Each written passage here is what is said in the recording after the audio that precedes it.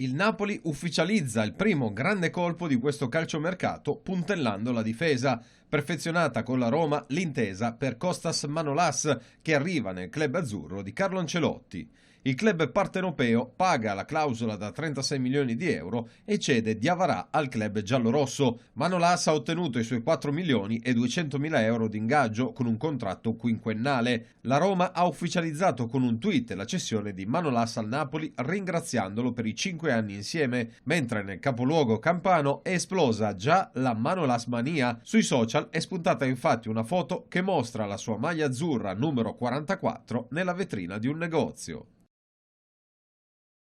L'Urbe Tevere si laurea campione d'Italia Under 15 dilettanti battendo per 3-0 il Tau Calcio Alto Pascio al termine della finale disputata a San Marino Stadium, titolo messo in cassaforte già nel primo tempo con il doppio vantaggio firmato Maccari e Gennari. Nonostante il caldo, il ritmo inizio gara è subito alto con la formazione romana pericolosa al 10° con un tiro dalla sinistra di Farfarelli. Con il passare dei minuti i laziali guadagnano sempre più metri e al 18° trovano il vantaggio con Maccari, bel triangolo al limite tra Gennari e Capuano, conclusione deviata dal portiere, tappin vincente del numero 11 dell'Urbe Tevere. La pressione dei ragazzi di Barba non perde di efficacia e 8 minuti più tardi arriva anche il raddoppio firmato proprio da Gennari. Pucci tenta di dare la scossa ai suoi con un doppio cambio pochi minuti prima dell'intervallo, ma il canovaccio della partita non cambia. A inizio ripresa arriva però il primo tiro in porta dell'Alto Pascio, ma la conclusione di Manfredi è debole e per Della Sala si trasforma quasi in un retropassaggio, complice da una parte la stanchezza, dall'altra la consapevolezza di avere un doppio vantaggio da amministrare. I capitolini attendono gli avversari per poi cercare di infilarli in contropiede,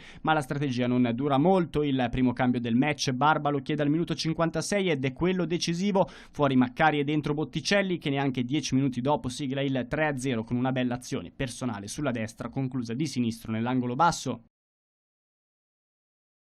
Le selezioni di Veneto per le ragazze e Puglia per i ragazzi hanno alzato al cielo la coppa della 36esima edizione delle Kinderriadi, trofeo delle regioni 2019, storica manifestazione quest'anno riservata alla categoria Under 15 femminile e Under 16 maschile. Nella storica kermesse disputata a Lignano Sabbiadoro, supportata da Kinder più Sport Joy of Moving, il progetto di responsabilità sociale del gruppo Ferrero, si sono confrontati più di 500 giovani atleti provenienti da tutta Italia. Questa è la 36esima edizione, è un impegno indifferente da parte della federazione. Abbiamo anche alcuni amici, soprattutto del più sport, e in questo caso ovviamente l'autorità sia della regione e sia del comune di Lignano. Nella finale femminile la formazione veneta ha battuto le campionesse uscenti del Lazio con il punteggio di 3-1. Il Veneto si piazza così sul gradino più alto del podio dopo l'ultimo successo ottenuto nel 2016. Sul gradino più basso del podio sono salite le ragazze della Lombardia che hanno battuto 2-0 l'Emilia Romagna. Nella finale maschile la Puglia si è imposta 3-2 sul Veneto al termine di una gara molto combattuta che ha offerto spettacolo per il pubblico presente.